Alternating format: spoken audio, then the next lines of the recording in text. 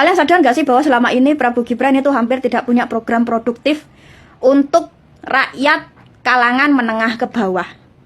Prabowo Gibran itu hanya punya program untuk menaikkan ekonomi orang-orang yang notabene sudah kaya. Nah, seperti contohnya Prabowo punya program menaikkan taraf hidup pejabat negara, menaikkan gaji mereka. Sedangkan Gibran itu hanya fokus untuk menjalankan hilirisasi nikel. Sedangkan kita semua tahu ya, hilirisasi nikel itu proyek besar, proyek yang tentu tidak berdampak ekonomi kepada orang yang levelnya menengah ke bawah.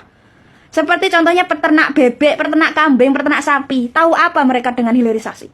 Punya dampak apa mereka? Terdampak apa mereka dengan hilirisasi nikel?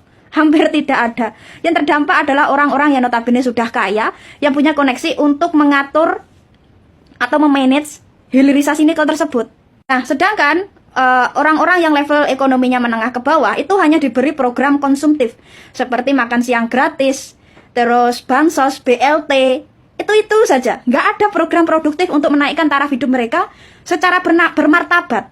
Program-program konsumtif yang diberikan Prabowo Gibran kepada kalangan menengah ke bawah itu seperti mengajarkan kalangan menengah ke bawah untuk malas bekerja. Dan kalangan menengah ke bawah seperti disetting untuk tidak dibiarkan maju. Dan lebih parahnya nih, setelah orang-orang yang taraf hidupnya menengah ke bawah ini hanya diberi program konsumtif seperti subsidi BLT, bansos, makan siang gratis, Gibran malah punya ide cemerlang untuk menaikkan pajak ke angka 23%. Nah, lucunya ada orang yang mendukung orang yang secara tidak langsung mencekik orang miskin untuk semakin miskin.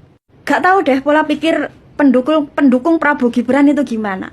Kalau seperti Raffi Ahmad ya, yang punya proyek besar, yang punya nilai ekonomi besar, yang harus berjalan bagaimanapun caranya, itu wajar banget kalau dukung Prabowo Gibran. Karena mereka cari aman. Lah terus orang-orang remahan rengginang yang punya pay letter, punya pinjol, punya utang di Mekar, terus dukung Gibran yang jelas-jelas punya ide menaikkan pajak sampai 23%.